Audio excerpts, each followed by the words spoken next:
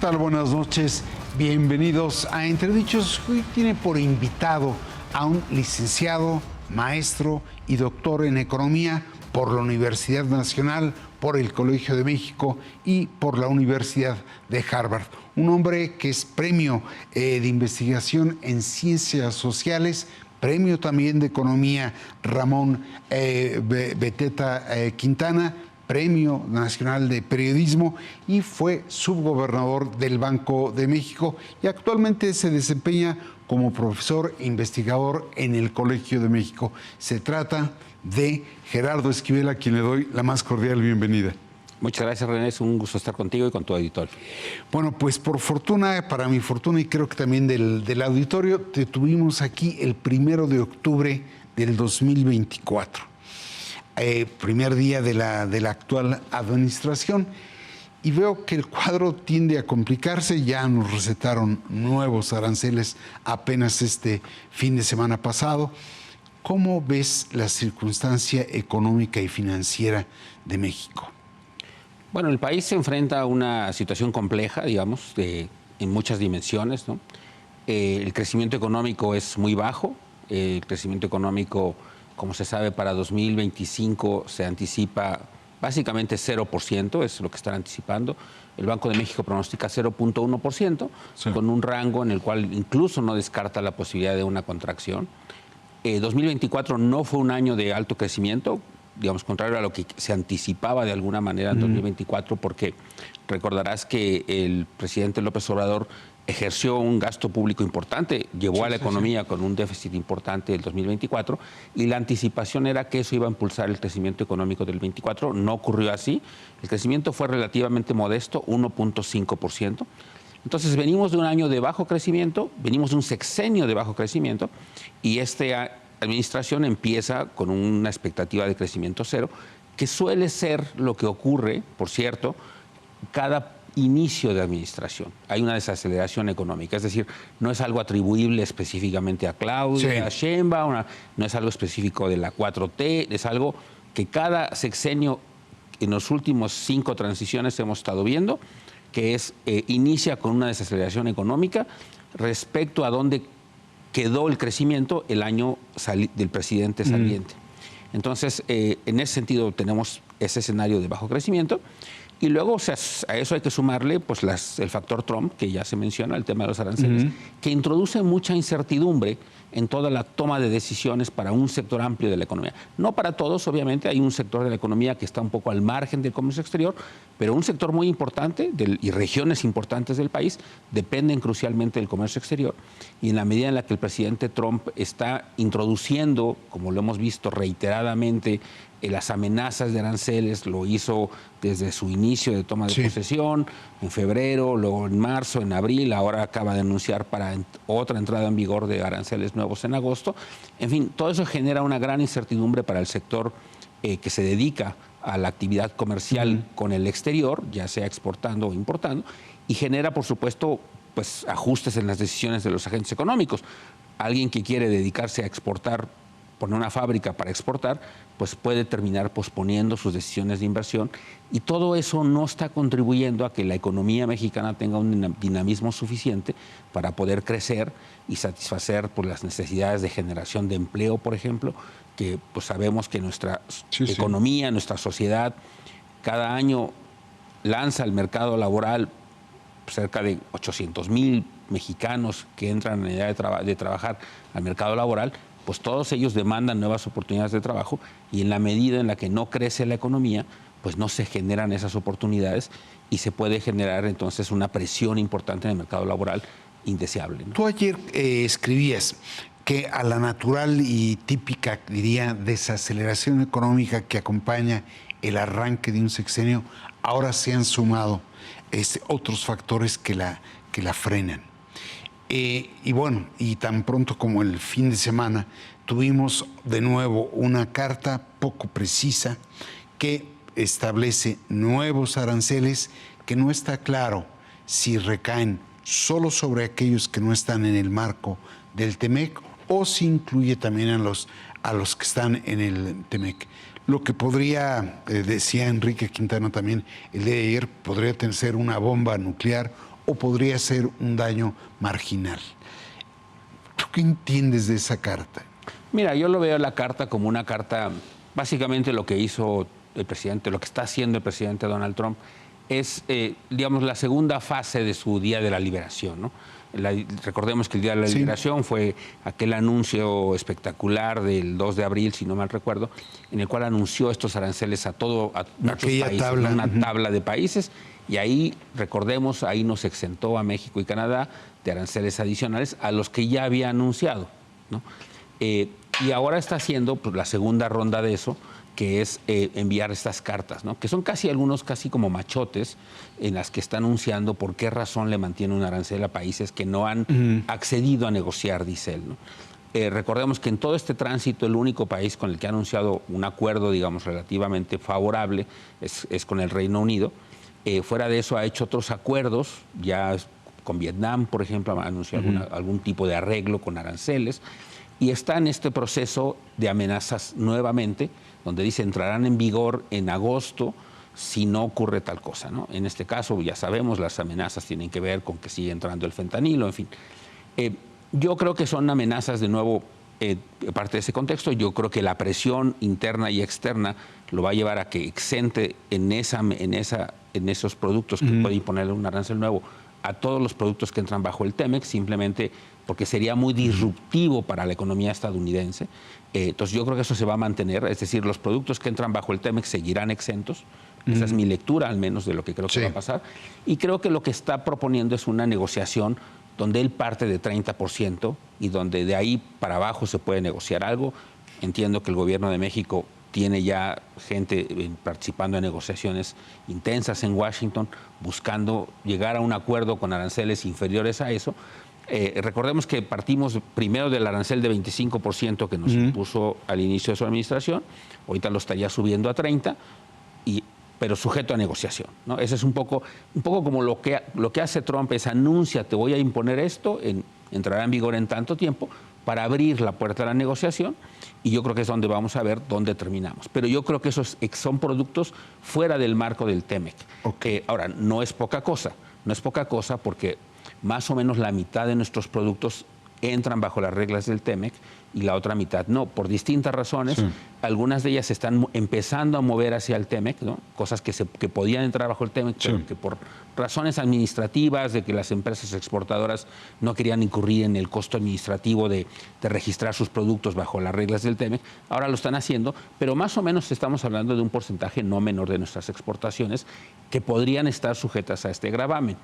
Ahora, comparado con lo que ya traíamos, no es un margen, no es un daño excesivo o adicional o disruptivo, creo yo, pero sí, lo que creo que es grave de todo esto es que no podamos resolver la incertidumbre. O sea, que siga vigente la amenaza constante, recurrente, en la que el presidente Trump dice, les voy a imponer aranceles por tal o cual cosa, ¿no? Ese es el problema. Regreso al inicio de la entrevista. Sobre la base de esta incertidumbre y los pronósticos adversos de un crecimiento 0%, 0.1% para dar la cifra oficial, ¿hay forma de escapar a esta suerte de destino manifiesto de un bajo crecimiento? Bueno, para este año no hay forma. Yo creo que el bajo crecimiento ya está, porque el dinamismo, el bajo dinamismo en este caso ya está establecido, ya están en marcha los procesos que dan lugar a un bajo crecimiento. Para 2026, por cierto, también traemos la expectativa de un bajo crecimiento. Hay quien trae 1.2, 1.3, que es bajo crecimiento. Eso seguirá, desafortunadamente. Eso no se va a resolver de la noche a la mañana, porque son cosas que, digamos, aún si hoy se resolviera toda la incertidumbre asociada a Estados Unidos, al TEMEC, pues son decisiones de inversión que pues no se echan a andar en un mes, en 2 meses. Son cosas que se pospusieron. Las empresas que pospusieron sus planes de inversión tendrán que tomar meses para recuperar el paso, volver a hacer estimaciones, empezar a invertir, empezar a hacer los trámites, bla, bla, bla. Eso en realidad puede afectar el crecimiento hacia finales del próximo año o la segunda parte del sexenio.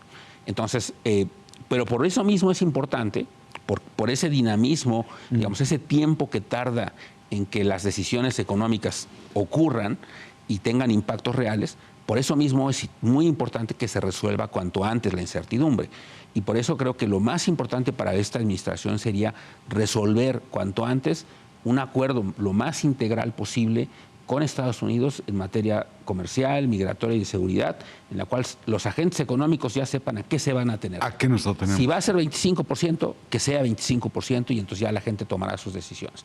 Si va a ser 30%, como amenaza ahora, que sea 30%, pero que ya sepamos qué va a pasar, porque la incertidumbre de que sube, baja, ocurre, no ocurre, ahora te pongo en el cobre, por ejemplo, qué va a pasar con los que ya existen de acero y aluminio, qué va a pasar con el tomate, todas esas cosas meten mucho ruido y tiene que resolverse lo más pronto posible, y eso creo que es lo que hay que buscar. El país debería estar buscando, el gobierno debería estar buscando con mucho ahínco resolver esa incertidumbre lo más pronto posible. Y también creo que está en el interés del presidente Trump anunciar ya acuerdos. Y yo creo que en ese sentido pues hay que buscar esa ventana de oportunidad para que en los siguientes meses poder anunciar ya un acuerdo, bueno o malo, lo que sea, lo que se pueda lograr, pero que sea un acuerdo más definitivo. ¿Tú crees que está en el interés de Donald Trump dar certeza? Está en el interés de Donald Trump anunciar lo que él considera victorias, ¿no? Es un poco el caso del Reino Unido. Recordemos que el presidente en Estados Unidos va a haber elecciones relativamente pronto, en un año. Entonces, de aquí a un año el presidente Trump tiene que anunciar, tiene que tener cartas para poder... resultados para que en la elección de medio término, que sea importante, porque recordemos, Trump ganó y tiene el Congreso, las dos cámaras en este momento, los republicanos, pero por un margen relativamente pequeño. Sí. Entonces, tiene que tener resultados, porque si no, pudiera perder en una de esas alguna de las dos cámaras. Entonces, necesita tener resultados relativamente pronto, porque, insisto, las elecciones son pues en alrededor de un año. Entonces, yo creo que por eso el presidente Trump también debería querer tener resultados relativamente pronto. Ahora, no tan pronto a él le interesa como a nosotros. Nosotros quisiéramos que esto fuera, si es posible este año, que estuviera resuelto el tema de hacia dónde va el TEMEC. Él quizá lo quiera empujar un poco más, pero en cualquier caso creo que puede haber interés y convergencia de resolver la incertidumbre en un plazo no mayor a un año, ¿no? Seguimos tú. En el programa que hicimos el 1 de octubre, me señalabas cómo el problema del crecimiento en México es un problema estructural que no hemos discutido suficientemente, al cual se agrega ahora este problema coyuntural. ¿Se puede lidiar con esto, con el problema estructural y coyuntural, de tal suerte que tengamos una mejor perspectiva económica? Sí, bueno, de hecho están vinculados también algunas cosas. Digo, no. La diferencia con el tema coyuntural es que está fuera de nuestro control muchas cosas, ¿no? Están en las manos del presidente Trump y de lo que él también pretende y busca, ¿no? Pero el tema estructural está en nuestras manos. Es decir, nosotros sí que tenemos capacidad de influir en los factores estructurales más profundos, que tienen que ver, por ejemplo, con qué va a pasar con el sector energético, qué decisiones vamos a tomar en ese sector, se va a abrir a la participación del sector privado o no, bajo qué reglas. Es un hecho que hay muchos interés de muchas empresas de todo el mundo en venir a invertir al sector energético en México, en la generación de electricidad, en la inversión en generación, sobre todo de producción de electricidad por la vía de renovables, en el petróleo, por ejemplo, en la transformación, en todo eso, y no queda del todo claro. Desafortunadamente, desde la administración pasada y en esta, no ha quedado del todo claro cuáles van a ser las reglas para esa participación. Digamos, ahora hay mucho más apertura en el discurso, pero no necesariamente se ha transformado en los hechos. En acción. En acciones. Entonces, sí tiene que quedar mucho más claro, por ejemplo, ahí, cómo vamos a tratar a la inversión privada que quiere participar en el sector y que necesitamos además que ocurra, porque claramente lo que ya estamos viendo ahorita, hemos visto los periódicos, noticias, de cómo empieza a haber apagones en algunos sectores, porque la demanda por electricidad en este verano es muy fuerte, y entonces está ocurriendo que la capacidad de generación de nuestro sistema eléctrico nacional no está siendo suficiente en algunas zonas del país. Entonces, digamos, ahí son cosas en las que tenemos que tomar una acción muy importante. Por ejemplo, tema del Estado de Derecho, con cómo se va a resolver el tema de la reforma judicial, si vamos a continuar con reforma judicial que se aprobó y que ya vimos los resultados de la elección recientemente. ¿Vamos a repetir ese ejercicio en 2027 cuando toca otra vez? ¿Vamos a revisar eso o no? En fin, todas esas cosas añaden o reducen incertidumbre según sea el caso, según las decisiones que se tomen. ¿Cuál va a ser el tema fiscal? Es decir, ¿cuál va a ser la postura del gobierno en términos de hay o no reforma tributaria? Vamos a invertir más en la parte de infraestructura física desde el sector público para el cual requerimos recursos. En fin, todas esas decisiones caen en nuestra cancha. No, están por fuera. Eso no depende de Trump, eso depende de nosotros, depende de que se discuta internamente qué es lo que queremos y es lo que puede ayudarnos a crecer y salir de la trampa de bajo crecimiento en la que estamos. ¿Crees que en ese sentido, es contradictorio?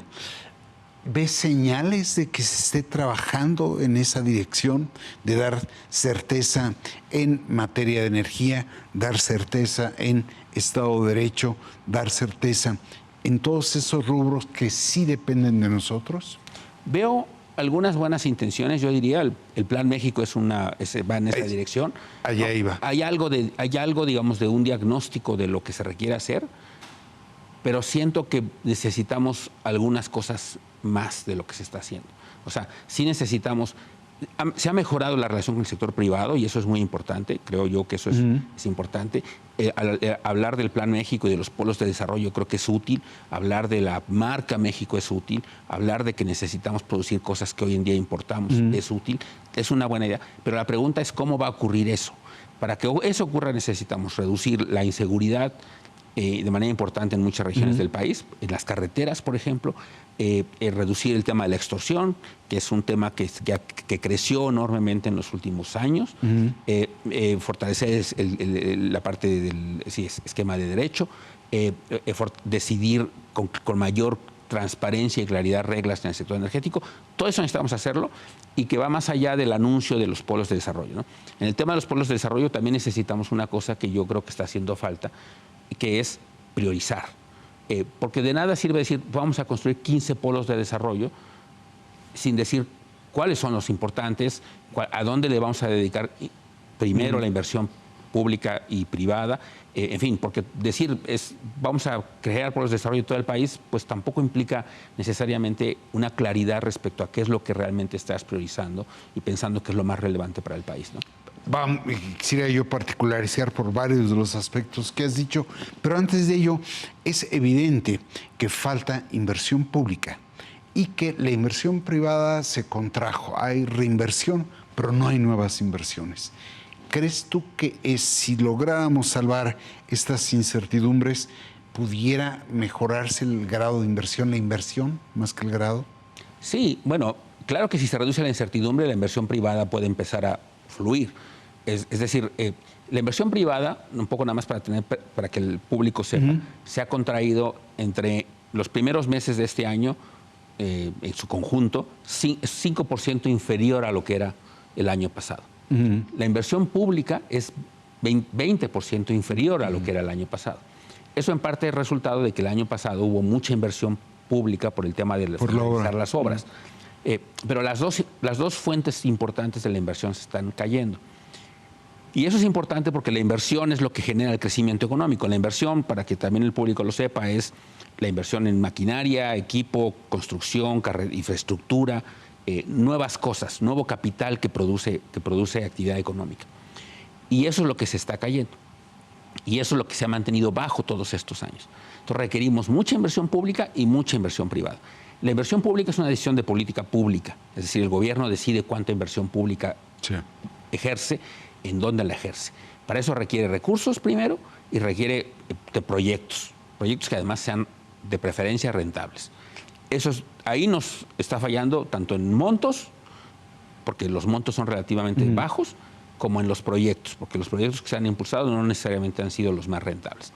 Y luego el sector privado, lo que el sector privado requiere, pues lógicamente busca ganancias, busca utilidades y lo que busca es certeza y certidumbre en sus proyectos para poder saber si donde va a poner su dinero va a poder obtener alguna rentabilidad. Y entonces ahí lo que requerimos es garantizar condiciones propicias para que esto se materialice, y es lo que nos está faltando, y tenemos que avanzar en estas direcciones, ¿no?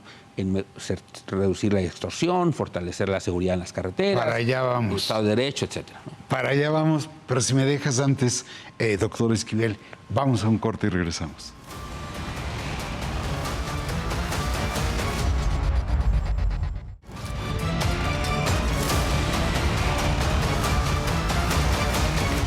Pues estamos ya de vuelta con el doctor Gerardo Esquivel viendo un cuadro, cuál es el cuadro económico y financiero del gobierno frente a esta política tan hostil por parte de Estados Unidos. Hay un asunto sobre el cual quería llamar tu atención. Parte de la fortaleza del gobierno deriva de su política social. Prácticamente lograron sacar de la pobreza 11 millones de personas, pero está afincada esa política social sobre todo en pensiones y en becas. ¿Qué tanto puede resistir esa política social si no hay crecimiento y por consecuencia redistribución? Yo creo que la política social como tal puede sostenerse. Yo creo que es, digamos, el monto de recursos que se están destinando se puede seguir financiando sin generar grandes disrupciones en el balance fiscal, digamos. Hay una presión importante, por cierto, que viene en los programas, en el gasto público, asociada al envejecimiento de la población, entonces que viene por el lado de las pensiones, pero es importante decirlo que viene por el lado de las pensiones, de los dos componentes de las pensiones. Recordemos que hay dos componentes de las pensiones. Las pensiones, digamos, la reforma que se hizo en algún momento en los 90s, en el siglo pasado, que hizo una transición en la que es lo que se le llaman las pensiones contributivas, es decir, en donde los trabajadores formales aportan el tema de las afores. Hay una generación que se está jubilando justo ahora, para la cual hay que destinarle muchos recursos. Eso es una presión muy importante, es decir, la reforma pasada. Eso es el cambio demográfico que pasamos muchos países, México en particular, entonces ahí hay un costo muy importante. Y luego el otro costo que es importante, aunque no es tan importante como el primero, que es el asociado a la pensión universal, el programa que implementó el presidente López Obrador, y que como aumentó él no solo el monto destinado a cada pensionario, a cada beneficiario, sino además la cobertura, entonces es una presión importante. Pero aún así, con toda esa presión, eso es sostenible, en mi opinión, con las mejoras que puede ir habiendo en la recaudación. El problema que yo veo de eso, digamos, y yo simpatizo enormemente con los programas sociales de esta administración, porque creo que eran muy necesarios, muchos de ellos están bien diseñados, muchos de ellos están atendiendo necesidades ingentes de la población, de sectores amplios de la población. Pero más allá de eso, siento que el problema cuando se quiere avanzar ya estructuralmente en combatir la pobreza más de fondo, creo que requerimos el crecimiento económico. Y entonces ahí es donde yo veo el problema. Es decir, yo veo a la política social ahorita, esta administración que está empezando y la pasada, cambió la política social para bien, creo yo, para reducir la pobreza de manera importante y para atender demandas de segmentos de la población que eran muy importantes atender. Pero hacia adelante no podemos seguir confiando en que eso es lo que va a sacar al país de la pobreza. Aún así, la pobreza está en 40 y tantos % de la población. Entonces, la única forma en la que vamos a sacar más gente de la pobreza de manera más estable, más de largo plazo, va a ser con el crecimiento económico. Eso lo vimos en el siglo pasado, cuando crecimos mucho, es cuando más gente salió de la pobreza. Entonces, necesitamos crecer de una manera incluyente, eso sí, no crecer como lo estuvimos haciendo en las décadas pasadas. Entonces, necesitamos crecer de manera incluyente y complementando los ingresos de la población con los programas sociales. Y esos programas sociales, creo yo, que no ponen en riesgo necesariamente la situación fiscal, sí le meten presión fiscal, pero no creo que la pongan en riesgo.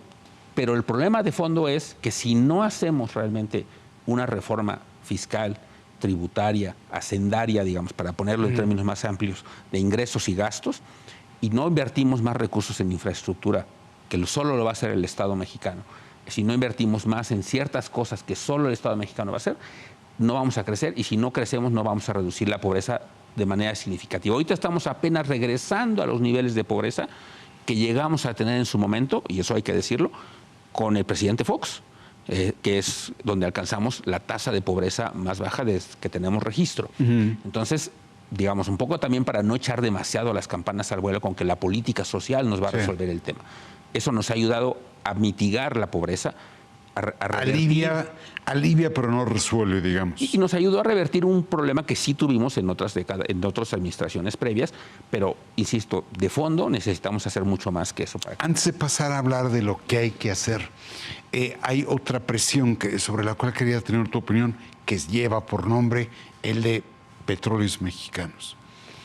Es decir, creo que es otra presión que hay sobre las finanzas públicas.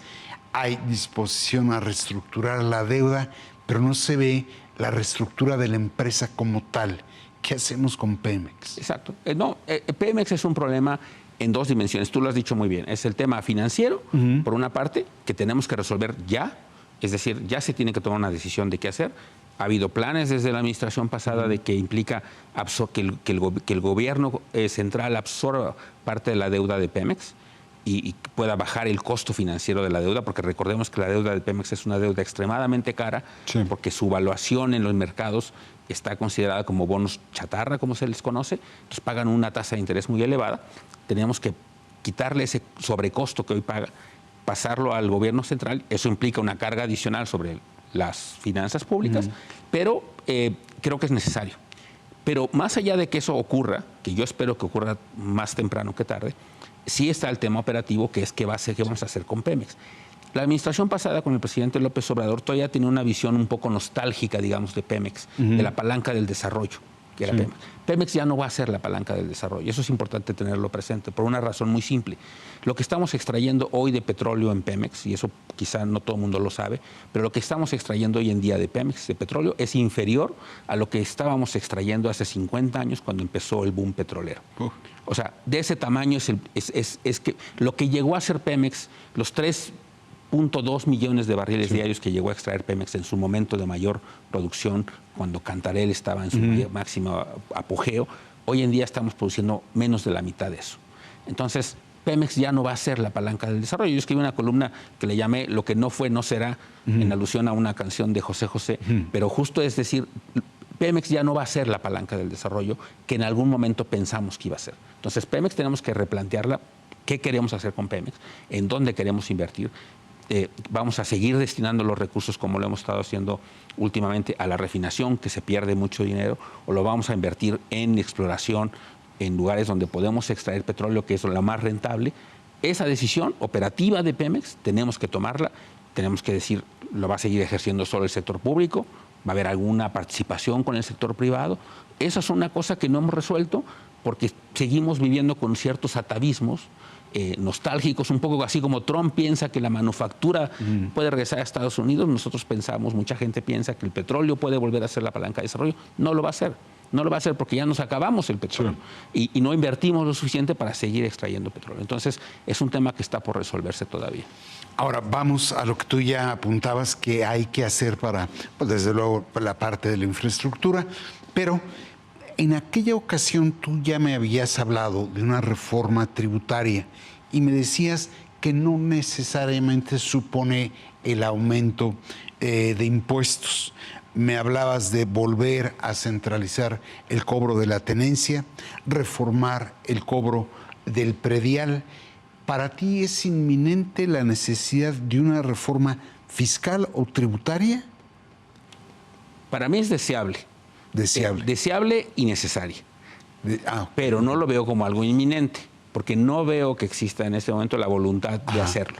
A pesar, digamos, de que el contexto político es muy favorable, porque pues, el partido en el poder de izquierda, con preocupaciones sociales, tiene las mayorías en las dos cámaras, pudiera pasar una reforma tributaria de gran calado, ambiciosa, que buscara eficientar mucho más el sistema tributario mexicano y recaudatorio, etcétera.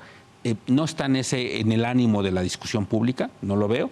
Está más la idea de buscar eficiencias aquí y allá en las aduanas, que está bien, y hay mucho espacio, hay espacio también, y qué bueno que se esté haciendo. Pero creo que es insuficiente para la magnitud de los desafíos. ¿no? Para los retos que tiene el país hacia adelante. Entonces está bien, se están haciendo cosas, se ha mejorado la recaudación ahora, ¿no? Se pusieron impuestos, por cierto, subieron los impuestos a los pequeños productos de importación debajo de $50 que se importaban muchas cosas de China, ¿no? Pues estas cosas que uno puede pedir por las plataformas, ¿no? No pagaban impuestos, ahora se pagan, eso mejoró la recaudación de manera importante. En fin, esas cositas se pueden hacer. Pero yo sí creo que un gobierno de izquierda, o que se dice izquierda, con una preocupación social importante, pudiera estar en la capacidad de hacer una reforma mucho más amplia de lo que se está, hasta este momento al menos, intentando hacer, ¿no? Ahora, otra cosa que tú ya señalabas. Siempre se dijo que el problema de la reforma judicial, más allá del sistema de impartición de justicia, era que generaba incertidumbre sobre el Estado de Derecho. Y sin embargo se llevó a cabo un resultado, para mi gusto, poco satisfactorio. Se llevaron a cabo la fusión o desaparición o integración de órganos autónomos constitucionales y ahora se anuncia una reforma electoral. Esos factores políticos no ayudan a la parte financiera y económica. Bueno, hay factores que pueden ayudar y factores que pueden perjudicar, ¿no? El tema de la reforma judicial, por ejemplo, yo creo que metió mucho ruido. No sabemos aún cómo va a funcionar el experimento. Sí. Es un experimento, hay que decirlo. No sabemos cómo va a funcionar. No que funcionara bien en el pasado, eso es muy importante decirlo. No funcionaba bien y vamos a ver cómo funciona el nuevo esquema, pero claramente los resultados sugieren que hubo muy baja participación. Vamos a ver cómo funcionan los órganos, por ejemplo, administrativos especializados, que esos resuelven temas muy importantes, y vamos a ver cómo empiezan a funcionar o operar. En fin, pero sin duda agregan incertidumbre y lo que está, por cierto, dando lugar en el mundo empresarial es a la idea de un sistema de justicia paralelo, ¿no? Que va a haber las grandes empresas y las transnacionales van a empezar a acudir a un sistema de justicia paralelo, que es el arbitraje interno entre empresas e internacional, ¿no? Eso es lo que va a empezar a ocurrir, que eso es más costoso, eso distrae los recursos, genera otro tipo de distorsiones, pero es como se va a resolver, porque muchas empresas grandes no van a querer estar sujetas a las decisiones de un sistema judicial que pues no sabemos cómo va a ocurrir. Experimental, exacto. Entonces, eso no está ayudando. La reforma, la eliminación de los órganos autónomos, en principio creo que no ayudó. Creo que está ayudando un poco que la conformación de los nuevos órganos está haciendo, parece haberse escuchado la preocupación, y creo yo que la nueva agencia antimonopolios y posiblemente la nueva agencia encargada de los temas de telecomunicaciones puedan ser mejor de lo que se preveía en algún momento. No van a tener autonomía, pero van a tener una conformación aparentemente mejor de lo que se esperaba, y eso puede ayudar. Entonces, en esa dimensión creo que está bien. Y luego están otros temas, ¿no? Otros temas asociados a la inseguridad, por ejemplo, que no hemos resuelto. En fin, hay cosas en las que se está avanzando y cosas en las que claramente estamos quizá retrocediendo. Si me permites, quisiera proyectar algo que me dijiste sobre la inseguridad justamente en aquella entrevista del 1 de octubre. Ahí la podemos ver. De los temas de seguridad pública que me preocupan en general, diría, hay una dimensión que me preocupa en particular para la perspectiva económica, que es el tema de la extorsión. Es el delito que más ha crecido, ¿no? De hecho, es de los pocos delitos que ha crecido, de acuerdo a las cifras oficiales, en la administración que recién terminó. Pero que crezca la extorsión es preocupante, porque la extorsión, mira, tiene impactos diferenciados, ¿no? Las grandes empresas suelen manejar ese tema, ya lo incorporaron, gastan mucho más en prevención, y lo que tienen que pagar de esos temas lo cubren y lo incorporan en sus costos, y ya yo he aprendido a convivir con eso. El problema de la extorsión es que a quien más afecta es al micro, pequeño y mediano empresario, que no tiene la capacidad de las grandes empresas para hacer frente a estos costos. Ahí está tu dicho, no sé si te escucharon, pero el hecho cierto es que acabamos de conocer la estrategia contra la extorsión. Para ti ese es el delito mayor que atenta contra la economía? Sí, yo diría que hay dos cosas. Una es la extorsión, que es de lo que ya hablaba, porque afecta particularmente al sector privado más pequeño, ¿no? Es donde quizá tiene efectos más importantes. Entonces, alguien que abre un pequeño negocio, una cafetería, una papelería, un restaurante, está sujeto a la extorsión, y si lo empiezan a extorsionar, lo más probable es que esos individuos decidan cerrar su negocio con todo lo que eso implica, pérdida de ingresos, pérdida de generación de oportunidades laborales, etcétera. Y eso ocurre en cualquier poblado, en ciudades pequeñas, medianas y grandes, y eso afecta las decisiones económicas y tiene un impacto económico serio y real en términos de generación de ingresos y generación de empleo. Ese es uno de los delitos que me preocupa y que más había crecido, y por eso lo señalé en su momento. Me da mucho gusto que se haya anunciado esta estrategia. Creo que va en la dirección correcta. ¿Te satisface? Creo que va en la dirección correcta. Vamos a ver cómo funciona, pero va en la dirección de decir denuncias anónimas, intervención de los distintos elementos de la Guardia Nacional, etcétera. En fin, creo que se requiere una colaboración muy importante de las policías estatales también, por cierto. Pero esa es una cosa. El otro que sí me preocupa y que creo que también es debería ser relativamente más fácil de atender que otros problemas, es el tema de la inseguridad en las carreteras. En las carreteras hay muchísimo robo de transporte de carga con productos, ¿no? Y lo vimos hace poquito, el anuncio de un transporte con carga de oro y plata, ¿no? Que de hecho está un poco extraña la situación, pero justo se presta, si no ocurrió o si ocurrió, se presta porque no es improbable que eso ocurra, y ha ocurrido. Muchos productos no lo sabemos, o no se sabe tanto en los medios, pero muchas empresas sufren con mucha regularidad robo completo de trailers, ¿no? Yo hablo con mucha gente del sector privado ahora y me comentan empresas grandes que me dicen, yo sé cuando me roban un tráiler con mercancía, yo lo puedo saber en el instante porque lo van monitoreando ahora. Dijo, pero yo una vez que lo denuncio, nunca recupero ni la mercancía, quizá recupero el tráiler, pero la mercancía jamás se recupera. Y eso es una pérdida constante, ¿no?, para muchas empresas. Esto es cierto de empresas productoras de autopartes, empresas productoras las tabacaleras sufren mucho el robo, por cierto, por ejemplo. En fin, todo tipo de empresas sufren en carreteras en las que uno pensaría que hay vigilancia de principio a fin, ¿no?, en autopistas, pues no debería ser muy difícil poder saber quién está robando, asaltando un tráiler entero y llevándoselo a desvalijarlo, a vaciarlo.